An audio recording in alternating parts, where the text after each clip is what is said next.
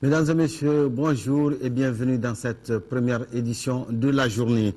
Le président français François Hollande est arrivé ce matin à Mopti où il a été accueilli à sa descente d'avion par le président de la République par intérim, Dioncounda Traoré, arrivé un peu plus tôt pour la circonstance. Le président Dioncounda Traoré était accompagné par le ministre des Affaires étrangères, celui de l'administration territoriale et celui de la Défense. Le président français avait à ses côtés le ministre des Affaires étrangères, Laurent Fabius, le ministre de la Défense, Jean-Yves Le Drian, et le ministre du Développement, Pascal Caffin. Les deux chefs d'État ont eu droit aux hymnes nationaux, la Marseillaise, puis l'hymne national du Mali. Juste après, les deux chefs d'État et leur délégation ont pris la direction de Tombouctou.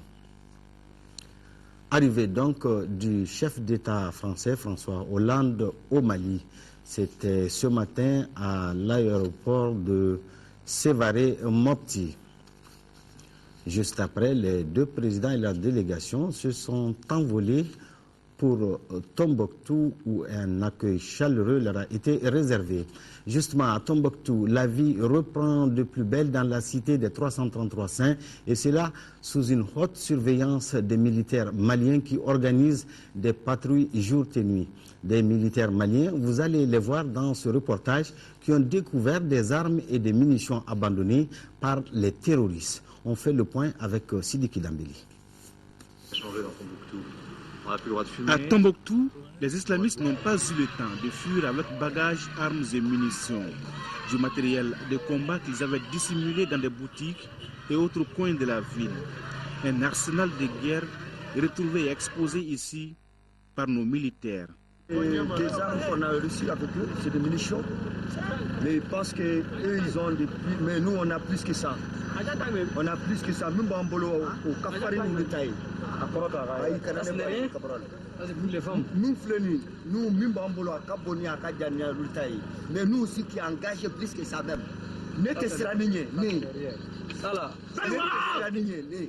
Tombouctou est sous haute surveillance. Des patrouilles sont organisées en permanence. Du matériel et du renfort arrivent presque tous les jours. Rassurées, les populations commencent à vaquer normalement à leurs occupations. La vie reprend de plus belle dans la ville sainte. Aujourd'hui, nous sommes très heureux et très émus de voir la population acclamer l'arrivée de l'armée. C'est tout aussi ce qui m'a marqué. J'ai compris que l'armée a renoué avec sa population. Cela est très important. Franchement, avec l'appui des forces françaises, je profite de l'occasion pour remercier la France pour son soutien franchement prompt aux côtés de ses forces maliennes. Ici, l'engagement des militaires maliens est sans faille et leur leitmotiv aussi. Le Mali est un et individu. Les fidèles musulmans de Tombouctou n'ont pas pu célébrer Mauloud cette année à cause justement de l'occupation de la ville par les terroristes et du manque d'électricité. Une situation que regrette fortement l'imam de la mosquée de Sankoré.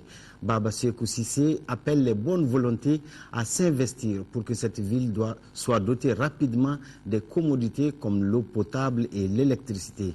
L'imam est au micro de Moulay Chérif Aïdara. Nous n'avons pas le temps de pouvoir faire quoi que ce soit cette année puisqu'on était sous occupation. On était occupé par des gens qui ne veulent même pas entendre parler de Mauloud. Nous avons eu quelques rencontres avec eux pour bien faire ce Mauloud, mais il n'en a pas question.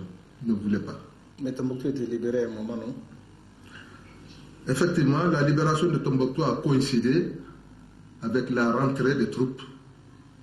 Et il y avait l'état d'urgence et l'État aussi a décrété dire de ne pas faire le Mauloud dans l'opulence ou bien quoi que ce soit.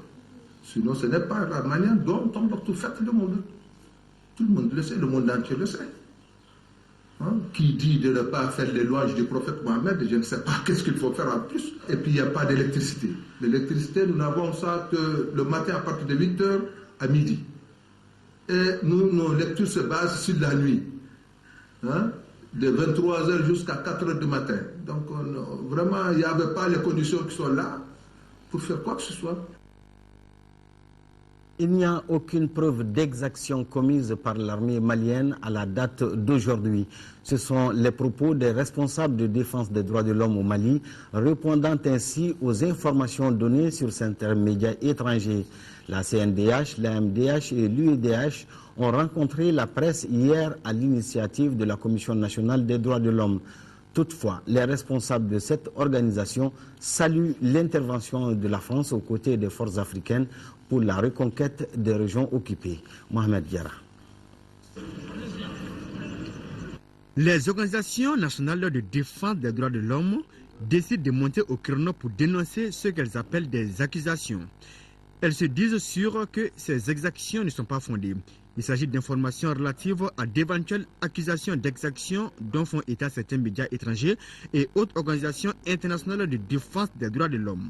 Nous avons des membres dans ces localités-là. L'Association malienne des droits de l'homme a des membres dans ces localités qui disent qu'il n'y a pas eu d'exaction commise par les militaires. Et de l'autre côté, on crie sur tous les toits que les militaires ont commis des exactions. Nous-mêmes, nous n'avons pas la preuve. En tout cas, au niveau de la Commission nationale des droits de l'homme, nous n'avons pas la preuve parce que nos sources nous ont contesté ces exactions-là. L'Association malienne des droits de l'homme signe et persiste.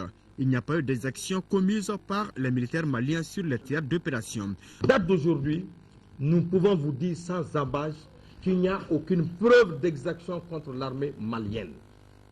Nous, les investigations qu'on est en train de faire ne nous ont pas conduits à l'armée malienne pour le moment. Personne n'a la preuve de ce qu'on affirme aujourd'hui. Même Amnesty International n'a pas la preuve. Pour M. Brahima Koné, les organisations internationales de défense des droits de l'homme sont allées très vite en besogne. Et le président de l'Union interafricaine des droits de l'homme d'ajouter que cette campagne d'intoxication a pour but de saper le moral des troupes maliennes. Nous ne pouvons pas fermer les yeux, en tout cas, sur cette démarche mal intentionnée en période de guerre. Il est difficile d'avoir facilement les informations. Donc dans cette confusion, une organisation crédible ne se permet pas de faire des accusations gratuites. Les organisations internationales des droits de l'homme disent soutenir l'armée malienne et les troupes étrangères qui accompagnent celle-ci, et cela en toute responsabilité. Oui, justement, suite aux informations véhiculées par la presse internationale relayant les allégations d'exactions commises à Sévaré, Konna, Nyono et Djabali par les forces armées maliennes émanant de certaines organisations internationales des droits de l'homme, la CNDH, l'AMDH et l'UIDH ont tenu une conférence de presse ce vendredi pour apporter des éclairages sur ces éléments. À Évry solidaire avec le Mali, c'est le thème d'une manifestation de soutien au Mali cet après-midi à 16h à Paris. Une initiative des associations françaises et maliennes. Il s'agit de l'association Évry Femmes d'Espoir, l'association de la jeunesse franco-malienne, le Conseil national de la jeunesse malienne, section de France, l'association Communauté malienne de l'Essonne et l'association Les Amis de Caille. La manifestation se tiendra à l'hôtel Ville d'Évry au programme des débats, projections vidéo, témoignages et échanges.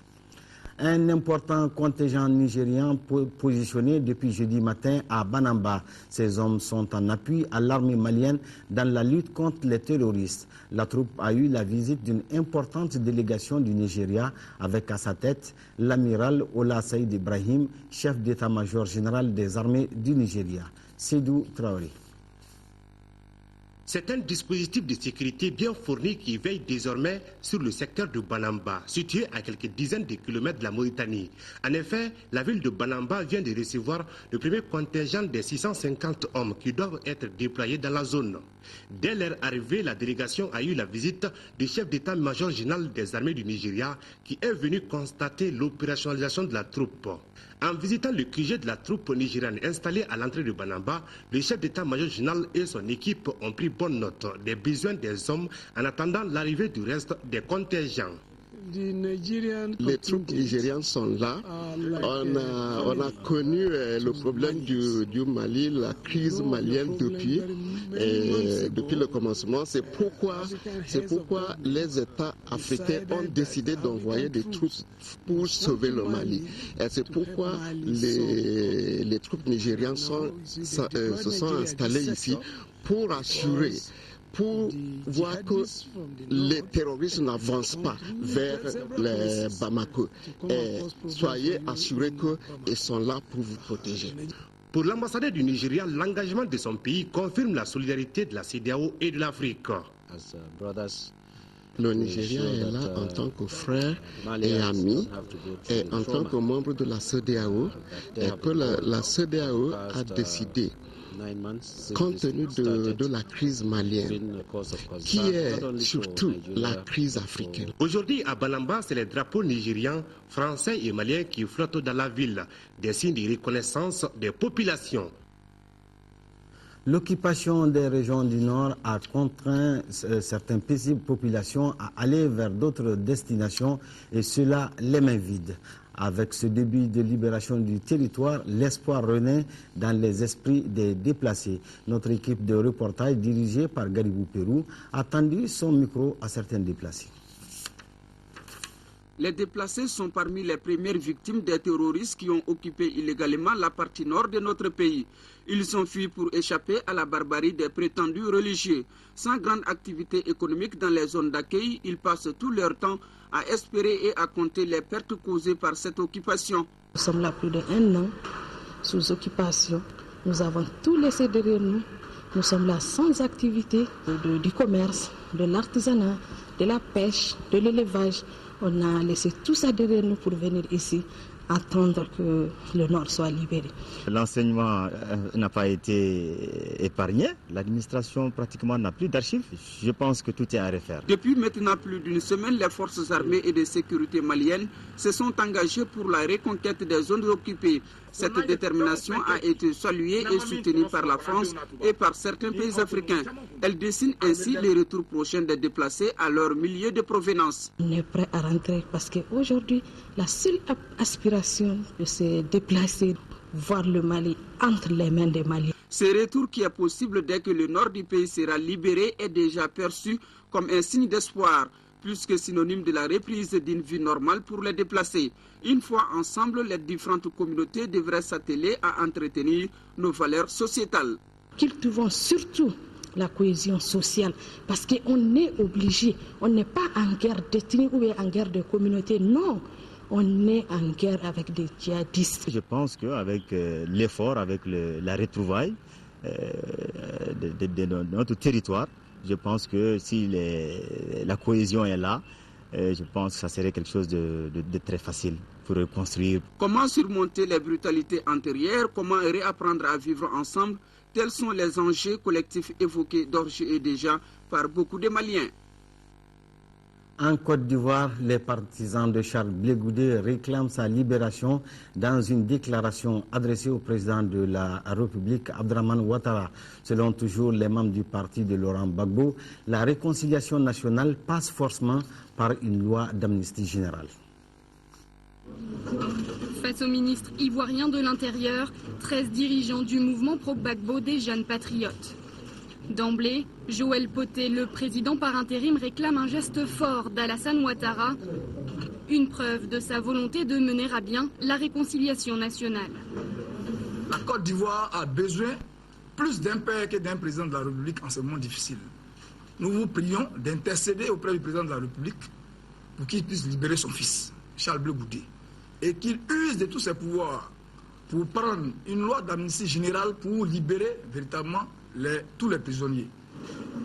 Face à cette demande pressante d'une amnistie générale du clan Gbagbo, sous prétexte d'apaiser le climat politique en Côte d'Ivoire, Ahmed Bakayoko reste évasif. Selon lui, il faut plutôt laisser la justice suivre son cours. Aujourd'hui, c'est un procès, il faut faire confiance en la justice. Vous demandez la clémence du chef de l'État, c'est un acte, je pense, qui est positif. Et ensuite, mais tout cela suivra un processus et on vous reviendra. On est d'abord seul devant la justice. Quiconque au nom d'une corporation, au nom du gouvernement, pose des actes, tôt ou tard, répond de ces actes-là. La procédure judiciaire à l'encontre de Charles Blé Goudé pour crime de guerre va donc se poursuivre. Mercredi, à l'occasion de sa deuxième audition par la justice ivoirienne, il aurait refusé de s'expliquer, non pas selon ses avocats pour se soustraire à ses juges, mais en raison de ses conditions d'interpellation et de détention.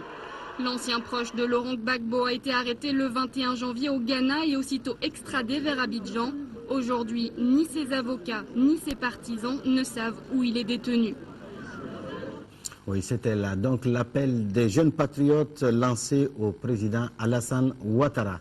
En sport, les Aigles du Mali préparent activement le match de quart de finale contre les Bafana Bafana d'Afrique du Sud.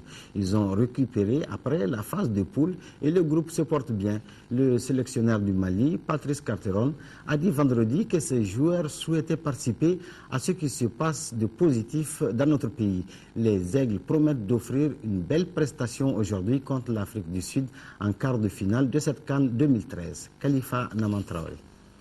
Huis clos pour le premier vrai entraînement des Aigles du Mali après la qualification en quart de finale. Les journalistes qui voulaient en savoir plus sur l'équipe avant le match contre l'Afrique du Sud samedi n'ont eu que 15 minutes pour avoir quelques images et photos. Les Aigles n'ont pourtant pas chômé depuis lundi. Le premier vice-président de la Fédération malienne de football et chargé des sélections nationales était le seul disponible. Le groupe vit bien et il monte en puissance. Donc je pense que c'est de bon augure pour la suite, pour les quarts de finale et les matchs qui suivront. Quand on est dans une telle compétition, la compétition est tellement intense que ceux qui ont joué l'ensemble des 3 matchs de poule sont très éprouvés, donc ils ont besoin d'un temps de récupération. C'est ce que l'entraîneur leur a accordé, mais ils ont quand même fait des soins et des étirements en salle, ce qui constitue vraiment une préparation normale. Et maintenant, l'Afrique du Sud, c'est ce samedi? On le prépare comme les autres matchs, même si nous rencontrons le pays organisateur, ce qui n'est pas chose facile.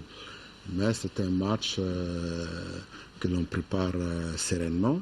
Les jeunes ont envie d'aller plus haut et je pense que c'est ça l'essentiel pour vraiment franchir cette étape également. Mohamed Lamine Sissoko était le seul retardataire du jour. Le joueur du Paris Saint-Germain remplissait des formalités administratives pour son départ en prêt à la Fiorentina en Italie.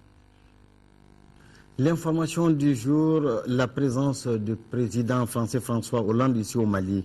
Après Sévaré et Tombouctou, le président Hollande et le président Dioncounda sont attendus incessamment ici à Bamako. C'est la fin de cette édition. Merci de votre aimable attention et bonne suite des programmes de l'ERTM.